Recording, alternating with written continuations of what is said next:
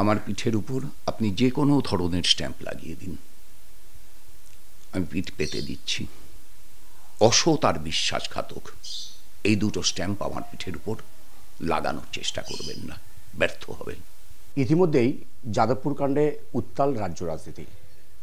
এই পরিস্থিতিতে এসএফআইয়ের পক্ষ থেকে কলেজ এবং বিশ্ববিদ্যালয়ে ধর্মঘটের ডাক দেওয়া হলো। এই বিষয়টাও বিভিন্ন মহল থেকে সমালোচনা করা হচ্ছে এবং সামনে 26শে বিধানসভা বড় নির্বাচন, পারবে কি আলিমুদ্দিন বা বামপন্থীরা আবার ঘুরে দাঁড়াতে? লড়াইটা কতটা টক্কর হতে চলেছে? প্রধান বিরোধী শত্রু হিসেবে কাদেরকে মনে করছেন তন্ময় ভট্টাচার্য? এই সমস্ত বিষয় নিয়ে আলোচনা করব। এই মুহূর্তে রয়েছেন আমার সঙ্গে তিনি। শিক্ষামন্ত্রী একটা মিটিং করতে গেলেন, কিছু ছাত্র বিক্ষোভ দেখালো, একজন ছাত্র গাড়িতে চাপা পড়ল, আরেকজন ছাত্রের পায়ের উপর দিয়ে তৃণমূলপন্থী অধ্যাপকের গাড়ি চলে গেল।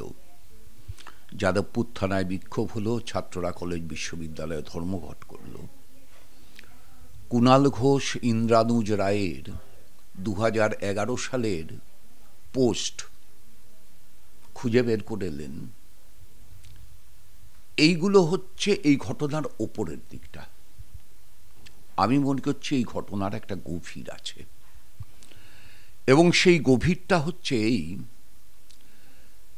যে আমাদের বর্তমান যে অর্থনীতি পরিচালিত হচ্ছে, সেই অর্থনীতি হচ্ছে নো গভর্নেন্স অর্থনীতি, সরকারি পরিষেবা কমে যাওয়ানোর অর্থনীতি। সরকারকে হাত গুটিয়ে নিতে হবে সব পরিষেবার থেকে। আমি মনে করছি শিক্ষা ব্যবস্থা থেকে সরকারের হাত গুটিয়ে নেওয়ার একটা অস্ত্র হিসেবে পরিকল্পিতভাবেই এই ঘটনা তৈরি করা হয়েছে। আপনি খেয়াল করলে দেখবেন 8000-এর উপর প্রাইমারি স্কুল বন্ধ হয়ে গেছে আমাদের রাজ্যে। আচ্ছা, এর অনিবার্য পরিণতি কি হবে? 4000 হায়ার সেকেন্ডারি স্কুল বন্ধ হয়ে, সেকেন্ডারি স্কুল বন্ধ হয়ে যাবে, 3000 হায়ার সেকেন্ডারি স্কুল বন্ধ হয়ে যাবে, 500 কলেজ বন্ধ হয়ে যাবে। তাহলে বিশ্ববিদ্যালয়ও তো কমে যাবে। এই যে বিশ্ববিদ্যালয়গুলো আছে, কলেজগুলো আছে, সরকারি প্রাইমারি স্কুলগুলো আছে, তার জন্য সরকারের যে অর্থ ব্যয় হয়, এই অর্থ ব্যয় করার থেকে সরকার নিজেকে গুটিয়ে নিতে চায়, এবং এই গুটিয়ে নিতে চাওয়ার জন্য দুটো জায়গা থেকে সরকার নিজেকে প্রধানত উইথড্র করছে। এবং ট্রাম্প প্রশাসন দায়িত্বভার নেওয়ার পরে যদি ভালো করে তার অর্থনৈতিক নীতিগুলো খেয়াল করেন, তাহলে পরে দেখবেন স্বাস্থ্য এবং শিক্ষা, এই দুটো ব্যাপার থেকে উইথড্রয়াল অব দ্য গভর্নমেন্ট হচ্ছে ট্রাম্প প্রশাসনের আজকের দাবি। এবং গোটা পৃথিবীর যে সমস্ত বিলিয়নিয়াররা আছেন, যারা গোটা পৃথিবীর অর্থনীতি পরিচালনা করেন, বিল গেটস, এলন মাস্ক, এইরকম যে নামগুলো আমরা জানি করি, এদের সকলের গত 3 মাস 6 মাসে যা যা বিবৃতি প্রকাশিত হয়েছে,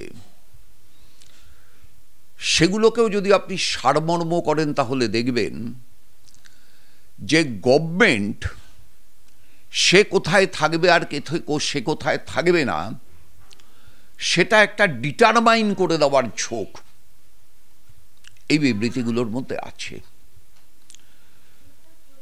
আমি মনে করছি জনমানুষ এইরকম একটা ধারণা তৈরি করে দেওয়া সম্ভব কিনা, ব্রাত্য বসু তার এক্সপেরিমেন্ট করলেন যে সব বিশ্ববিদ্যালয় সব ফালতু, ওই সব জায়গায় যাওয়াই মানেই হচ্ছে আরবান নকশাল হওয়া, সব জায়গায় যাওয়া মানেই হচ্ছে গাঁজা খাওয়া, সব জায়গায় যাওয়া নামে মানেই হচ্ছে বেহিসেবি জীবনযাপন, ওখানে কোনো ডিসিপ্লিন নেই, এইসব রাখারই দরকার নিয়ে সব তুলে দাও।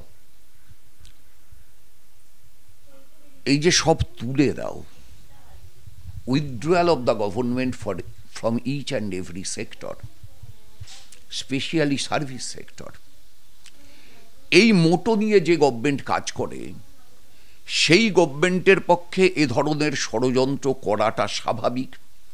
এবং আপনি দেখবেন তারপরেই বিরোধী দলনেতা যে বিবৃতি দিলেন, তাতে তিনি কি বললেন? যাদবপুর বিশ্ববিদ্যালয়ে তালা লাগিয়ে দাও, শিক্ষামন্ত্রীর ঘরে তালা লাগিয়ে দাও, উচ্চশিক্ষা সংসদের অফিসে তালা লাগিয়ে দাও। তালা লাগিয়ে দাও, সমস্যার সমাধান করো না। ছাত্রছাত্রীদের পঠন পাঠনের উপযুক্ত ব্যবস্থা করো না। যদি শিক্ষামন্ত্রী অন্যায় করে থাকেন, শিক্ষামন্ত্রীকে গ্রেপ্তার করো না। যদি ছাত্ররা অন্যায় করে থাকে, ছাত্রদের রাস্ট্রিকেট করো না। তালা লাগিয়ে দাও। এই তালা লাগিয়ে দাও শব্দ বন্ধের মধ্যেই লুকিয়ে আছে আসল উদ্দেশ্য। শিক্ষা ব্যবস্থাটাকেই বানচাল করে দাও। আমার মনে হয়েছে বাকি যেগুলো সেগুলো উপরিকাঠামো। হ্যাঁ, ঠিকই তো। যদি শিক্ষামন্ত্রীর গাড়ি ইন্দ্রানুজকে গাড়ির তলায় পড়ে থাকতে দেখেও তার উপর দিয়ে চলে যায়, চরম অপরাধ, অ্যাটেম্প টু মার্ডার কেস হওয়া উচিত, যা শাস্তি হওয়া উচিত। যদি অধ্যাপক ওম প্রকাশ মিশ্রর গাড়ি অমিতাভ বলে ছেলেটি গাড়ির সামনে দাঁড়িয়ে আছে দেখেও তার পায়ের উপর দিয়ে চলে যায়, অ্যাটেম্প টু মার্ডার কেস হওয়া উচিত। 7টা এফআইআর হয়েছে যাদবপুর থানায়, একটা কে করেছে খুঁজে পাওয়া যায়নি, 2টো পুলিশ করেছে। বাকি 4টে এফআইআরের ভিত্তিতে এখন অবধি মোট 6টা এফআইআরের ভিত্তিতে একজন মাত্র গ্রেপ্তার হয়েছে। কেন? পুলিশ জানে না যাদবপুর বিশ্ববিদ্যালয় আর যাদবপুর থানার ডিস্টেন্স কতটুকু? কারা ওখানে অপরাধ করতে ঢুকেছে জানে না, কারা কালকে গেট ভাঙছিল জানে না। এবং আপনি খেয়াল করলে দেখবেন আমাদের মেন স্ট্রিম মিডিয়া তারা তো জানতো যে এসএফআই কলেজ এবং বিশ্ববিদ্যালয়ে ধর্মঘট ডেকেছে। এসএফআই তো ঘোষণা করেছে কলেজ এবং বিশ্ববিদ্যালয় ধর্মঘট। তারা গোটা রাজ্যের ছাত্র ধর্মঘট ডাকেনি, স্কুলের ধর্মঘট ডাকেনি, বাংলা বন্ধ ডাকেনি, কলেজ এবং বিশ্ববিদ্যালয়ে ছাত্র ধর্মঘট ডেকেছে। আচ্ছা বলুন তো, কলেজ এবং বিশ্ববিদ্যালয়ে ছাত্র ধর্মঘটের সঙ্গে উচ্চ মাধ্যমিক পরীক্ষার কি সম্পর্ক? অথচ মেন স্ট্রিম মিডিয়া যেদিন ধর্মঘট ডাকা হয়েছে সেই দিন থেকে চিৎকার জুড়ে দিল যে উচ্চ মাধ্যমিক পরীক্ষা ক্ষতিগ্রস্ত হবে। কেন হবে? কলেজে ধর্মঘট হলে উচ্চ মাধ্যমিক পরীক্ষা ক্ষতিগ্রস্ত হবে কেন? বিশ্ববিদ্যালয়ে ধর্মঘট হলে উচ্চ মাধ্যমিক পরীক্ষা ক্ষতিগ্রস্ত হবে কেন? কোনো যুক্তিগত কারণ নেই হওয়ার। এবং এসএফআই এই কথাও বলে দিল যে পরীক্ষার্থীদের যাতে কোনো অসুবিধে না হয় সেই জন্য আমরা প্রত্যেকটা পরীক্ষা সেন্টারের সামনে সহায়তা ক্যাম্প করব, এবং যদি আমাদের কোথাও পিকেটিং করতে হয় তাহলে পরে সেই পিকেটিং যাতে কোনো পরীক্ষার্থীর বাধার কারণ না হয় সেটা আমরাই দাঁড়িয়ে দেখব। They have declared it, open declaration was there. তাও মেন স্ট্রিম মিডিয়া ঝাঁপিয়ে পড়ে এই কথাগুলো বলতে লাগলো কেন? বলতে লাগার কারণ কিন্তু সেই একটাই, শিক্ষা ব্যবস্থাটার উপরে অনাস্থা তৈরি করো। শিক্ষা ব্যবস্থাটার উপরে সাধারণের অনাস্থা তৈরি হোক। এবং কার্যত দেখা গেল কালকে ধর্মঘটে কোথাও কোনো উচ্চ মাধ্যমিক পরীক্ষার্থী কোনোভাবে ক্ষতিগ্রস্ত হননি। সর্বত্র ধর্মঘট হয়েছে। ধর্মঘট ভাঙতে তৃণমূল ছাত্র পরিষদ, এবিভিপি, পুলিশ, প্রশাসন সবাই নেমেছে। কোথাও কোথাও কেউ কেউ মার খেয়েছেন মেদিনীপুরে, এখানে সেখানে কেউ কেউ গ্রেপ্তার হয়েছেন প্রতিবাদীরা। ইন্দ্রানুজ নিজেই হয়তো হাসপাতাল থেকে ছাড়া পেলে গ্রেপ্তার হবেন, যা কাগজে পড়ে মনে হচ্ছে। কিন্তু এই সবের মধ্য দিয়ে আসলে কি হচ্ছে? আসলে প্রচলিত শিক্ষা ব্যবস্থা সম্পর্কে মানুষের মধ্যে অনাস্থা তৈরি করো। আরে বাবা, 2007 সালের 16ই মার্চ উচ্চ মাধ্যমিক পরীক্ষা শুরুর কথা ছিল। মমতা ব্যানার্জি 16ই মার্চ বাংলা বন্ধ ডেকেছিলেন 2007 সালে, এবং সেই বাংলা বন্ধ মমতা ব্যানার্জি ডাকার কারণে 16ই মার্চের জায়গায় উচ্চ মাধ্যমিক পরীক্ষা 19শে মার্চ শুরু হয়েছিল, এবং গোটা রুটিনটা ক্রোনোলজি অনুযায়ী বদলাতে গেছিল, 3 দিন পিছিয়ে গেছিল গোটা ব্যাপারটা। তো যিনি বাংলা বন্ধ ডাকেন উচ্চ মাধ্যমিক পরীক্ষার দিনে, এবং দেখবেন এই যে এত আলোচনা গতকাল হলো টেলিভিশন চ্যানেলে, মেন স্ট্রিম মিডিয়ায়, এইটা কোনো জায়গার অ্যাঙ্কর তুললেন না যে 2007 সালে এরকম একটা ঘটনা ঘটেছিল, অর্থাৎ ওই স্মৃতিটা ভুলিয়ে দাও। মমতা ব্যানার্জির আন্দোলনটা তো ছিল ধ্বংসাত্মক, উচ্চ মাধ্যমিক পরীক্ষাটা হতেই দেব না। আর গতকাল এসএফআই এর আন্দোলনটা কি ধ্বংসাত্মক ছিল না? তারা উচ্চ মাধ্যমিক পরীক্ষা হতে দেবে এবং কলেজ বিশ্ববিদ্যালয়ে ধর্মঘট করবে। এর ফলে যেটা হলো সেটা হচ্ছে যে এই কথাটা আপনি 100 ভাগ ঠিক বলেছেন। এই ধরনের ইস্যুগুলো পেলে মমতা ব্যানার্জি বিরোধী নেত্রী থাকলে অনেক বেশি ধ্বংসাত্মক আন্দোলন করতেন। বিধানসভা ভেঙেছিলেন, সেরকম ভাঙচুর করতেন। কলকাতার রাস্তায় বাস পুড়িয়েছিলেন, সেরকম বাস পোড়াতেন। পিএম বামপন্থীরা যে আন্দোলন করেছে তাতে তাদের লাভের ঘর বড় হয়েছে কি হয়নি। এটা যদি ধ্বংসাত্মক আন্দোলনেই লাভের ঘর বড় হয়, এই মনোভাব থেকে দেখা হয়, তাহলে আমি বলবো কোনো লাভের ঘর বড় হবে না। কিন্তু প্রশ্ন হচ্ছে ধ্বংসাত্মক আন্দোলনটা কি কাম্য মানুষের কাছে? সিপিএমের কি সেই পথে যাওয়া উচিত? বামপন্থীদের কি সেই পথে যাওয়া উচিত? আমি তো মনে করি না।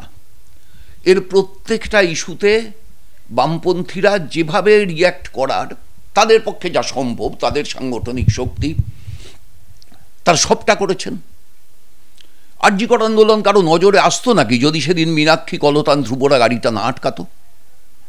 কেউ জানতে পারতো এই আত্মহত্যার ঘটনা বলে যা চালিয়ে দেওয়া হচ্ছিল সেটাকে আত্মহত্যায় বলেই সবাই মানত। শুরুই তো করেছে বামপন্থীরা। এবং তারপরে যে অজস্র মিছিল হয়েছে, মিটিং হয়েছে, করেছে। 14ই আগস্টের রাত জাগা, সর্বত্র বামপন্থীরা থেকেছে। সব জায়গায় পতাকা নিয়ে থেকেছে না? আমি নিজে 14ই আগস্টের রাত জায়গায় 7 জায়গায় গেছি, পতাকা নিয়ে গেছি, না যাইনি। কিন্তু কথাটা হচ্ছে এইটা যে আপনি যে বলছেন লাভ করলো কি করলো না, দেখুন সংসদীয় গণতান্ত্রিক ব্যবস্থায় আমরা আছি তো। লাভ করলো এইটা বলার মতো জ্যোতিষী আমি না। আমার ধারণা লাভ করতে পারলো না এটার বলার মতো জ্যোতিষী আপনিও না। মানুষ সবটা দেখছেন, শেষ বিচারক মানুষ। আমি একজন বামপন্থী হিসাবে সেই মানুষের উপর ভরসা করি। রবীন্দ্রনাথের মতো মনে করি মানুষের উপর বিশ্বাস হারানো পাপ। এই মানুষ 7 বার বামপন্থীদের জিতিয়েছেন, এই মানুষ 8 বারের বার বামপন্থীদের হারিয়েছেন। এই মানুষ যদি আবার মনে করেন বামপন্থীদের জেতাবেন, মানুষ ঠিক করবেন বামপন্থীরা লাভ করলো কি করলো না। না, মানুষ লাভ করবেন কি করবেন না সেইটা। বামপন্থীদের লাভ ক্ষতি দিয়ে কি যায় আসে? বামপন্থীরা তো লড়ে মানুষের লাভ ক্ষতির জন্য।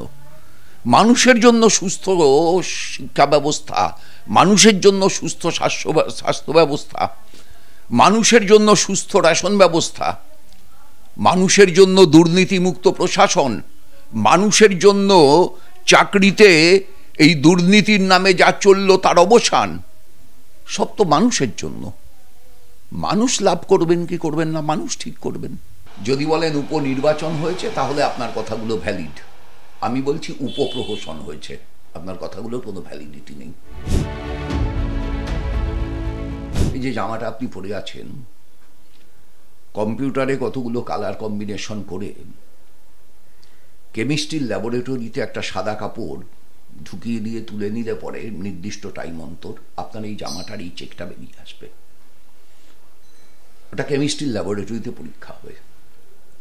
কিন্তু পলিটিক্সের পরীক্ষাগার কেমিস্ট্রির ল্যাবরেটরি রুম না, বায়োলজির ল্যাবরেটরি রুম না, ফিজিক্সের ল্যাবরেটরি রুম না। পলিটিক্সের পরীক্ষাগার হচ্ছে সোশ্যাল ল্যাবরেটরি, সামাজিক ল্যাবরেটরি। এই যে আমি, আপনি, আপনার ক্যামেরাম্যান, আরো অসংখ্য মানুষ, আমরা প্রত্যেকে হচ্ছে এই সামাজিক ল্যাবরেটরির এক একটা ইনগ্রেডিয়েন্ট। পলিটিক্স সেখানে পরীক্ষিত হয়। সুতরাং সিপিআইএমএল তাদের সঙ্গে উপনির্বাচনে আসন সমঝোতা হয়েছে। ভবিষ্যতে কি হবে আমরা কেউ জানি না, আমি তো জানি না। কিন্তু আমরা চাই, সিপিআইএম চায় তৃণমূল বিজেপি বিরোধী সমস্ত শক্তি একজোট হয়ে নির্বাচন লড়ুক। আমাদের চাওয়াটা আমরা পরিষ্কার করে বলতে পারি, কিন্তু আমাদের চাওয়া অনুযায়ী দুনিয়া চলবে এ দাবি তো আমরা করতে পারি না। আমাদের চাওয়া হচ্ছে তৃণমূল বিজেপি বিরোধী সমস্ত ধর্মনিরপেক্ষ রাজনৈতিক দল, এমনকি দলের বাইরে গিয়ে সমস্ত ধর্মনিরপেক্ষ ব্যক্তিত্ব, গোষ্ঠী, সামাজিক সংগঠন, সাংস্কৃতিক সংগঠন সকলে ঐক্যবদ্ধ হোক। যে স্বৈরাচার এই রাজ্যের বুকে কার্যকর হচ্ছে, যে নয়া ফ্যাসিবাদের রাস্তায় দিল্লির সরকার ক্রমশ এগোচ্ছে, এই সবটাকে প্রতিহত করা এবং পরাভূত করার জন্য সমস্ত শক্তি একজোট হোক, আমরা চাই। সুতরাং আমরা অবশ্যই বলবো নকশালরা সঙ্গে থাকুক, আমরা অবশ্যই বলবো অন্য যে বামপন্থী দলগুলো আছে, ধর্মনিরপেক্ষ দলগুলো আছে, তারা সঙ্গে থাকুক। কিন্তু ওই যে বললাম, আমি আমাদের চাওয়াটা বলতে পারি, কিন্তু বাকিদেরও তো একটা চাওয়া থাকে। সেই চাওয়াটা সবসময় আমার চাওয়াটার সাথে মিলবে তার কি মানে আছে? কি হবে আমি বলতে পারি না, কিন্তু আমাদের চাওয়াটা স্পষ্ট। আমাদের রাজ্য সম্পাদক মোহাম্মদ সেলিম বারবার বলেছেন আমরা এইটা চাই, এবং এই চাওয়ার ব্যাপারে আমরা 100% সৎ। এখানে আমাদের কোনো কৌশল নেই, এখানে আমাদের কোনো প্রত্যক্ষ বা পরোক্ষ সংকীর্ণতা দোষে দুষ্ট উদ্দেশ্য নেই। আমরা এই রাজত্বের, এই জমানার অবসান চাই, তাই বাকি সকলের ঐক্যবদ্ধতা চাই। তার জন্য যে কোনো ত্যাগ স্বীকারেও আমরা প্রস্তুত। বারবার আমাদের রাজ্য সম্পাদক বলেছেন, সাধারণভাবে যে কোনো সময় উপনির্বাচন শাসক দলের পক্ষেই যায়, বিপক্ষে যাওয়ার উদাহরণ খুব কম। এখন সেই রকম একটা ক্ষেত্রে বড়নগরের উপনির্বাচনে আমরা সব মানুষের কাছে গেছি আমাদের রাজনৈতিক বক্তব্য নিয়ে। কারা কারা সমর্থন করেছেন, কারা কারা সমর্থন করেননি, তার এইরকম পোস্টমর্টেম করা যায় বলেই আমি বিশ্বাস করি না। 28,000 মানুষ সমর্থন করেছেন, ব্যাস, এই পর্যন্ত। আমি ঘুরে দাঁড়াতে পারবে বলার জ্যোতিষী না, আপনি ঘুরে দাঁড়াতে পারবে না বলার জ্যোতিষীও না। এটা ঠিক হবে মানুষের ল্যাবরেটরিতে, মানুষ ঠিক করবে। সে মানুষের উপর আমরা ভরসা রাখি, আমরা আশাবাদী। আর আমাদের কাজ প্রতিদিন রাস্তার লড়াইতে থাকা। এই যে তৃণমূল শেষ একটা কি মিটিং ফিটিং করলো, তারপরে হঠাৎ ববি হাকিম ভোটার লিস্ট নিয়ে রাস্তায় নামে বলল, নির্বাচনের 1 বছর বাকি এইসব শো কেস হচ্ছে। অমিত শাহ এলেন, জেপি নাড্ডা এলেন, সব কি সব বিজেপির বড় বড় মিটিং টিটিং করলেন ইলেকশনের জন্য প্রস্তুত করা। ইনি 250 সিট চাইলেন, উনি বাংলা চাইলেন। আমরা কিছুই চাই না, আমরা 250 সিটও চাই না, আমরা বাংলাও চাই না। আমরা চাই মানুষ তার নিজের অধিকার ফিরে পাক, মানুষ তার অধিকার ফিরে পাক। যে অধিকার মানুষ অর্জন করেছিল সে অধিকার মানুষ হারাচ্ছে। আপনি যদি 5 মিনিট অপেক্ষা করেন, আমি এই আলমারিটা খুলে এখান থেকে ভোটার লিস্টটা বের করছি, আপনি দেখবেন ওই ভোটার লিস্টে কিভাবে আমরা সংশোধনের কাজ করছি। এটা আমাদের প্রতিদিনের কাজ। ওদের মতো কথা করে আমাদের এই কাজটা করতে হয় না। আমি আত্মসমালোচনার সুরেই বলবো, এই তুলে ধরার কাজটা আমরা বোধহয় সবটা 100% সাফল্যের সাথে করতে পারছি না। বোধহয় আমাদের ত্রুটি থাকছে, ব্যর্থতা থাকছে, দুর্বলতা থাকছে। আমি নিজেকে সহ সকলের কাছে আবেদন জানাবো, মানুষের কাছে খালি ফারাকগুলো স্পষ্ট করুন, ফারাকগুলো স্পষ্ট করুন। মোহাম্মদ সেলিম রাজ্য সম্পাদকের দায়িত্ব নেওয়ার পরে মানুষের কাছে যাওয়ার পরিমাণ অনেক বেড়েছে, অনেকটা বেড়েছে। কিন্তু অনেকটা বেড়েছে মানে কি সবটা হয়েছে না, সবটা এখনো হয়নি। আমি এই মুহূর্তে একটা ধরুন যদি আনুমানিক বলি, যে আমাদের রাজ্যে মোট যত বুথ আছে 8,000 সামথিং, তার 50% বুথে আমরা মস্তানি গুন্ডামিকে প্রতিরোধ করবার মতো শক্তি এই মুহূর্তে ধারণ করছি। বাকি 50%-এ না, এখনো সেই সময় আসেনি, সেই শক্তি এখন আমরা অর্জন করিনি। এই শক্তি যদি আমরা অর্জন করে নিতে পারি আগামী 1 বছর সময়কালের ভিতর, তাহলে নির্বাচনের ফল হয়তোবা মিরাক্কেল, কটা আসন আশা করছেন?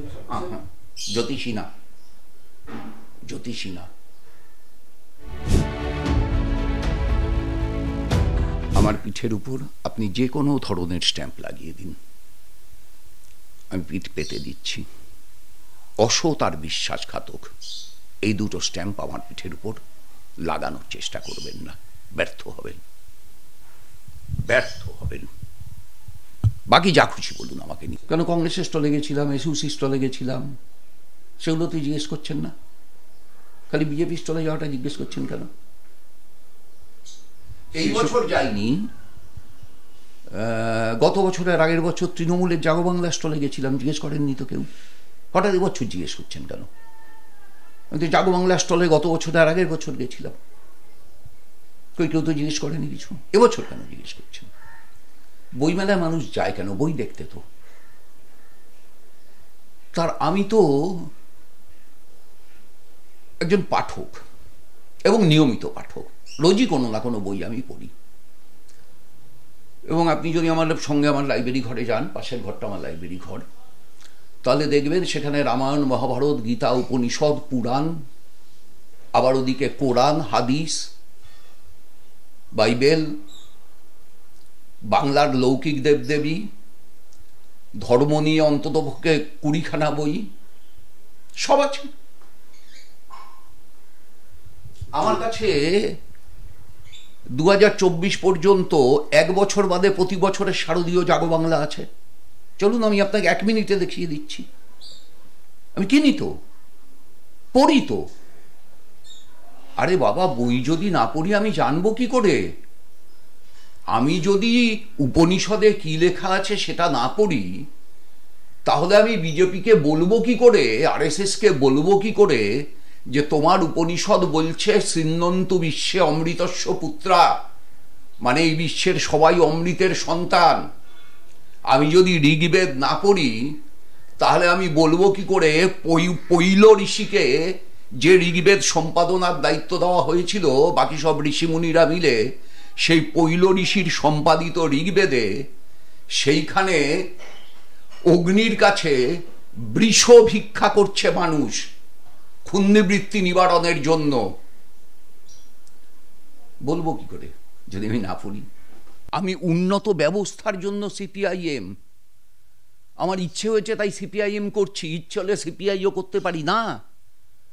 আমি একটি নির্দিষ্ট রাজনীতিতে বিশ্বাস করে সিপিআইএম, একটি নির্দিষ্ট রাজনৈতিক চেতনায় পৌঁছে সিপিআইএম। সুতরাং আমার ইচ্ছে হলো, দম বন্ধ হয়ে আসছে, দম বন্ধ হয়ে যদি সত্যি কখনো আসে, তাহলে পরে একটুখানি দম নেওয়ার জন্য বাড়তি চেষ্টা করবো, একটা অক্সিজেন লাগাবো। কিন্তু সিপিআইএম এবং তন্ময় ভট্টাচার্য বিযুক্ত হবে না।